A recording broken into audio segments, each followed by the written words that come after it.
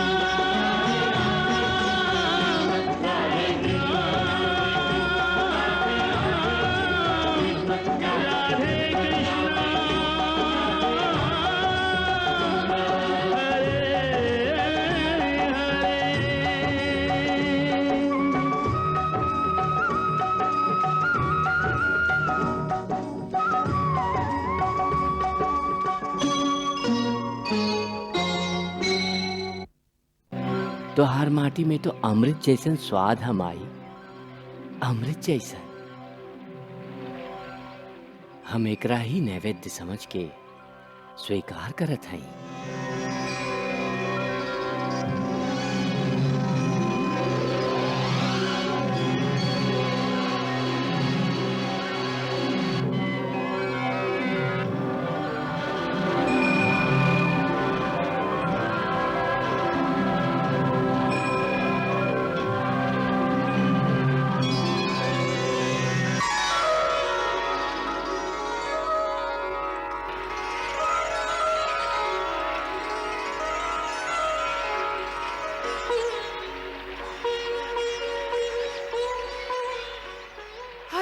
कान्हा तो माटी खा रहल बा।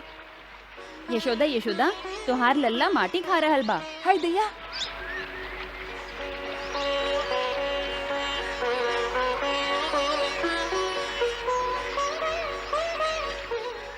छी छी, कैसे मोहिनी मूरत बनैले बा। देखा लल्ला, कितना माटी मुंह में लगा लीले बाड़ा। हाँ छी छी, अरे बाहर का साफ करे तारू, मुंह के अंदर देखा, इतना बड़का माटी के गोला खैले हा। तू माखन खाए ना देबू तो का करी बेचारा, माटी के ही माखन समझ के खा गई होई। अच्छा, माटी के माखन समझ के खा गई। तो कि माटी और मक्खन की पहचान नहीं खे। देखा वो मुंह में कितना माटी बा, मुंह खोला, खोला मुंह। हम माटी ना खोली, माटी ना खैला, झूठा। खोला मुंह, दिखावा हमके, खोला।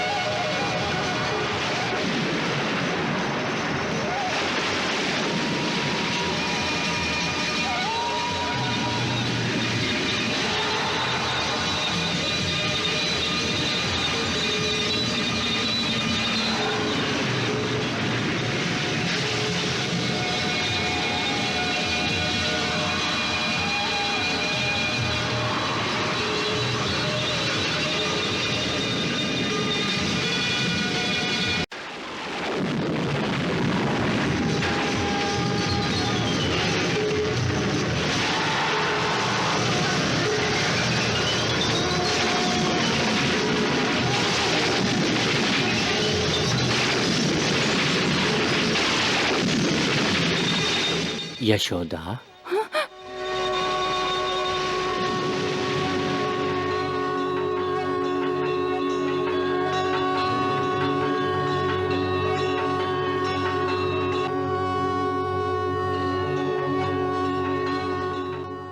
यशोदा माया के आवरण से बाहर निकला और अपन आत्म रूप में स्थित होके हमारी अद्भुत चमत्कारी लीला देखा।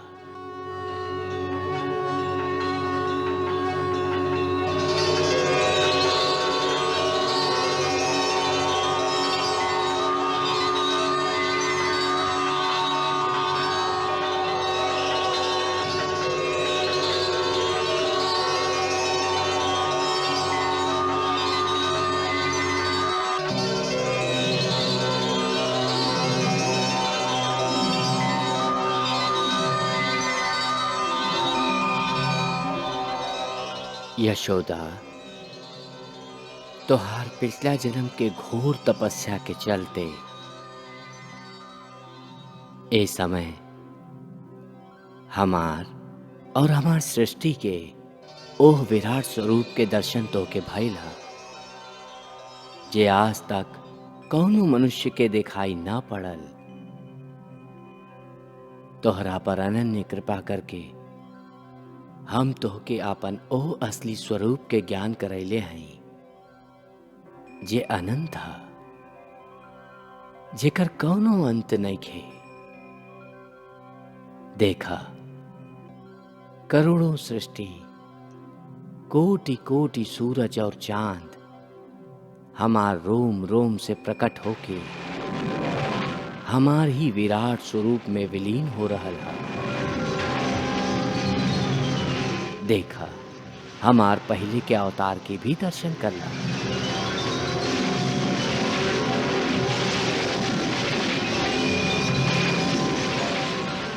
ये दर्शन खाली भक्ति के द्वारा ही प्राप्त हो सकेला, ज्ञान के द्वारा ना। यह सच्चा ज्ञान है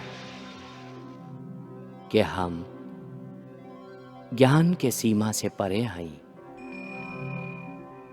देखा, हमारा परंपार लीला।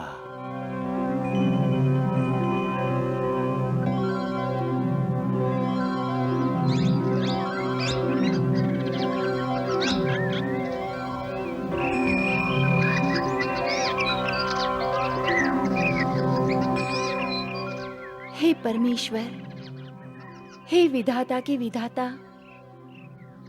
आप बुद्धि और ज्ञान से परे हैं। हम आज तक आप अंतर्यामी के भूल से अपन बेटा मान के मोह जाल में आपके बांधे की कोशिश करत रहली।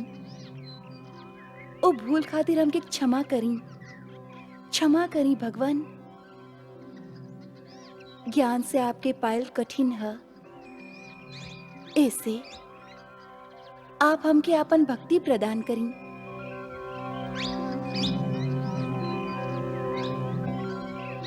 तथास्तु। हे देवी, तू अपन मातृभाव के भक्ति से ही अंत में हमके प्राप्त कर लेबू। ऐसे ही माई बेटा के खेल, ई सांसारिक लीला ही तो हार साधना है। यह खेल के माई के पवित्र और संपूर्ण भावना के संगे खेलत रहा। यही से तो हर कल्याण हुई।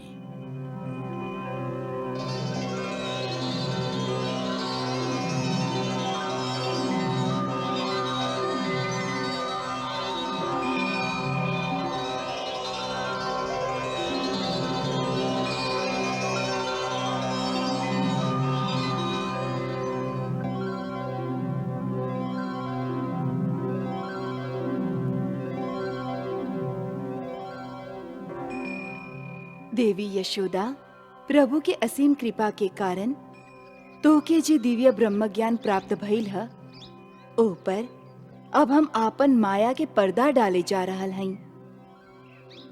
ऊ परम ज्ञान अब तोहार शेष जीवन में, तोहार आत्मा के गहराई में, सुसुप्त अवस्था में स्थिर रही। ऊ प्रकट ना होई, काहे कि अब प्रभु के बाल लीला के भौतिक आनंद भक्त लोग के देवे खातिर हम आपन माया के पर्दा ऊपर डाल देव, जैसे तो के ओकर प्रत्यक्ष स्मृति ना रहे। अब फिर से तो के उहे ममता रूपी मोह प्राप्त हो जाई, काहे कि पिछला जन्म में तुम प्रभु से यही मोहमयी ममता के वरदान मंगले रहू।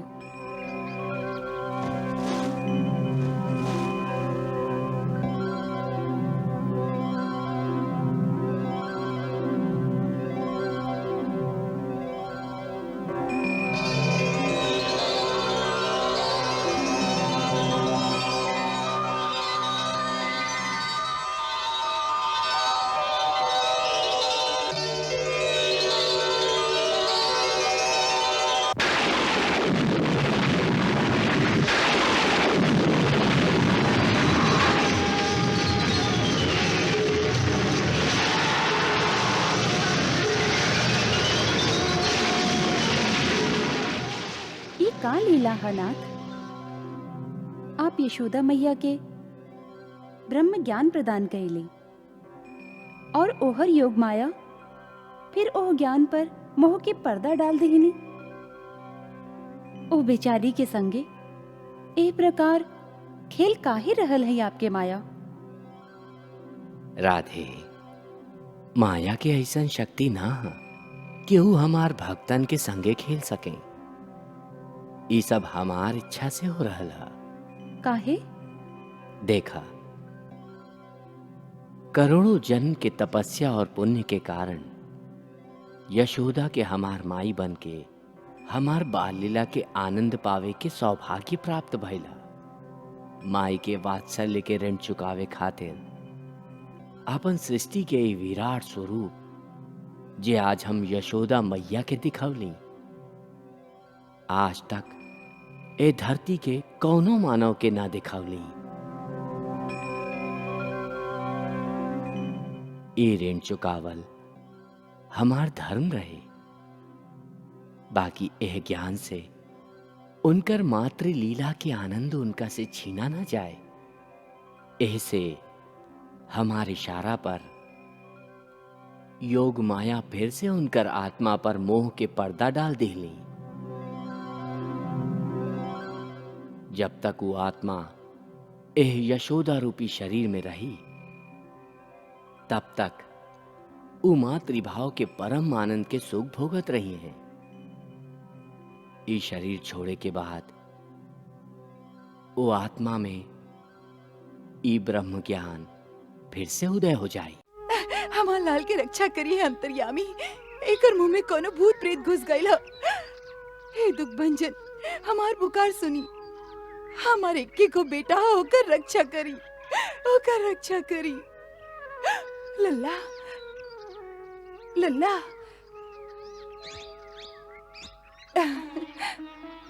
देवी के प्रणाम करा, पीपल देवता के भी प्रणाम करा, भुज्जी के भी प्रणाम करा।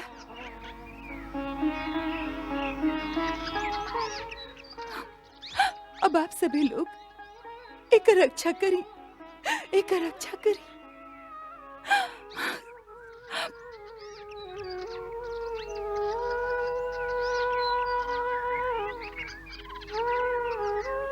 कृष्ण कन्हाई जसुदा के घर, आनंद घन बरसाए। जन्मदायिनी मुख देखन को तरस तरस रह जाए। कृष्ण कन्हाई जसुदा के घर, आनंद घन बरसाए।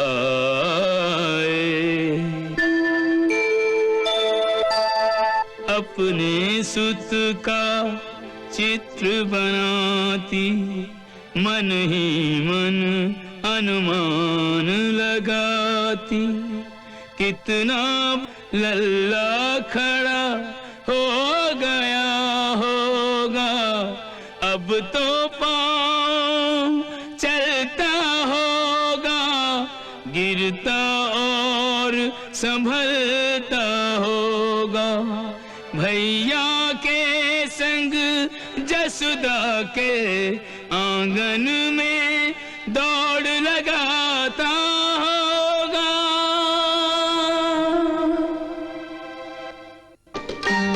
दाऊ के संग दौड़न लागे कान्हा आनंद के आंगन में जी।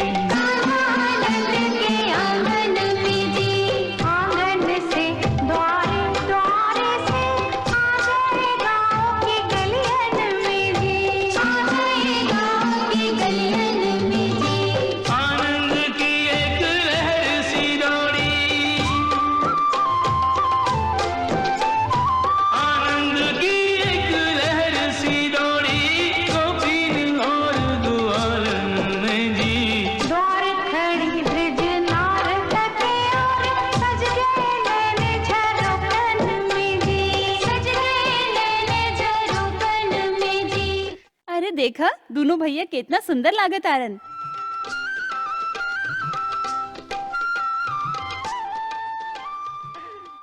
यशोदा के लल्ला के देख के ऐसा लागता जैसे कामदेव स्वयं ही छोटा सा रूप बना के हमार गली में आयल बाड़न। ना सखी, कामदेव में इतना सुंदरता और इतना लालित्य कहाँ से हुई? चलो पूरन काम की मूरत, मोहे लगी भगवान की सूरत। देख के माया ममता जागे, श्याम सभी को अपना लागे। देख के माया ममता जागे, श्याम सभी को अपना लागे। हमके तो कहे में लाज लागता सखी, बाकी ऐसन लागता जैसे पिछला कई जन्म से हमार प्रियतम हई। हमार तो इनकर घुंगर वाला बाल में ही मन अटक गईल ह। हे सखी मोहे घुंघर वाले, तारे के सन में उलझाया। हमके इनकर चिकना का इतना अच्छा लागेला कि इनका चुम्मा लेके लाल कर दी। लाल की चिकनी चिकनी गाल छुए तो मेरो जियरा ललचाया। हमके तो पूरा कृष्ण ही ऐसा लागेला कि उनका लेके कहीं भाग जाई और कुंज गली के एकांत में जाके पूछी कि ऐसन कौन सा मोहिनी बा तोहरा पास जे हम लोगन के मन मोह लीले बाड़ा तू। सावरी सूरत सामने आई तो जोगी जति तब ध्यान भुलायो। कौन जुगन को परिचित प्रेमी, मीत न जाने बिरज में आया। सुंदर श्याम बिरज में आयो।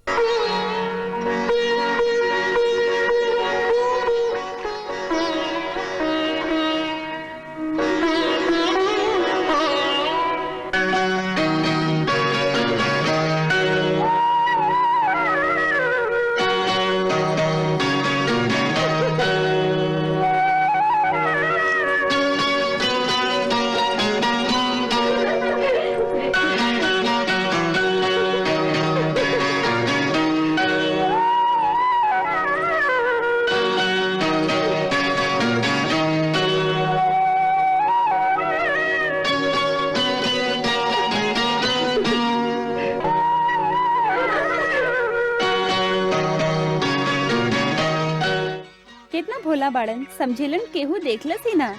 भोला भोला नहीं खन, चोर बाड़न चोर, माखन चोर।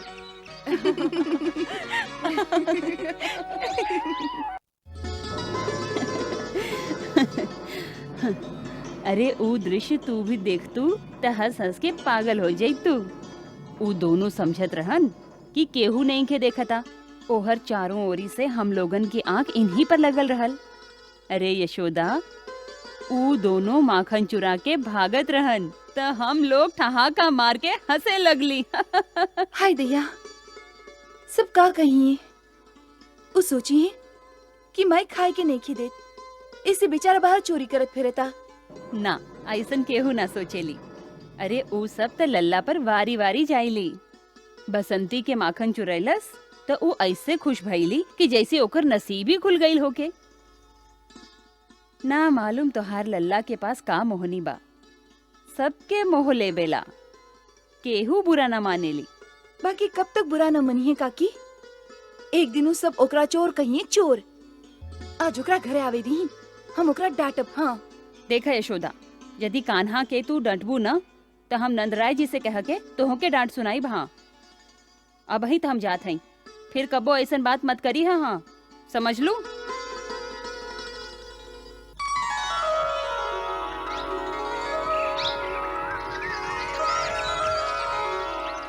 देखा यशोदा, तोहार कान्हा आ गईल। हाँ